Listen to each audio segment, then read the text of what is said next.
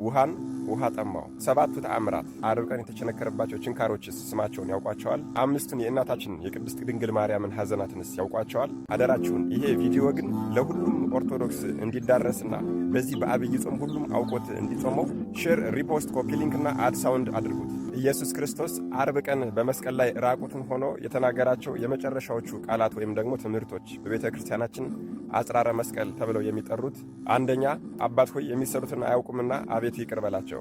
ሁለተኛ እውነት እውነት እልሃለሁ ዛሬ በገነት ከእኔ ጋር አብረህ ትሆናለህ። ሦስተኛ እነኋት እናትህ እነሆ ልጅሽ። አራተኛ ኤሎሄ ኤሎሄ ላማ ሰበቅታኒ አምላኬ አምላኬ ለምን ተውከኝ። አምስተኛ ተጠማሁ ውሃን ውሃ ጠማው። ስድስተኛ ተፈጸመ።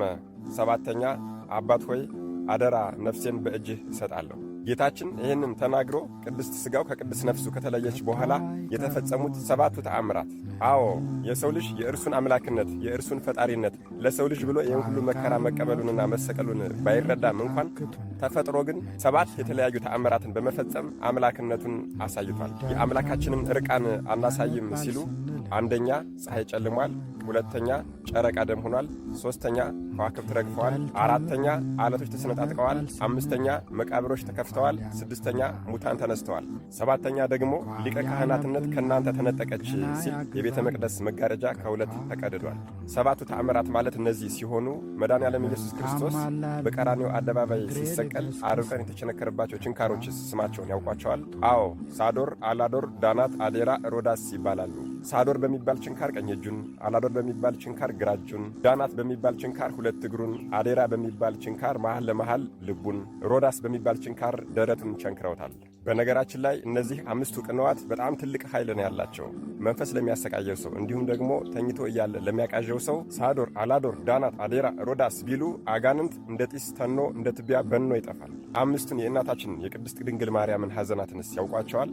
አዎ በአርባ ቀኑ ቤተ መቅደስ ከወሰደችው ቀን ጀምሮ በዕለት ዓርብ በመስቀል ሰቅለው እስከሚገድሉት ድረስ እናታችን በሐዘን ነበር የኖረችው። በዚህ በ33 ዓመት የሐዘን ሕይወቷ ውስጥ ግን ዋና ዋናዎቹ ሐዘናት የተባሉት አንደኛው አይሁዳውያን እንደሚገድሉት ስምዖን በቤተ መቅደስ ትንቢት በነገራት ጊዜ፣ ሁለተኛው ለ3 ቀን ያህል በቤተ መቅደስ ፈልጋ ባጣችው ጊዜ፣ ሦስተኛው እጅና እግሩን አስረው በጲላጦስ አደባባይ ራቁቱን የገረፉትን ግርፋት ባሰበች ጊዜ፣ አራተኛው በዕለተ ዓርብ ራቁቱን በሁለት ወንበዴዎች መካከል በችንካር ቸንክረው በሰቀሉት ጊዜ፣ አምስተኛውም በአዲስ መቃብር እንዳወረዱትና እንደቀበሩት ባሰበች ጊዜ ነው። ጌታችንና አምላካችን መድኃኒታችን ኢየሱስ ክርስቶስም ለእናታችን ለቅድስት ድንግል ማርያም ትልቅ ቃል ኪዳን ገብቶላታል።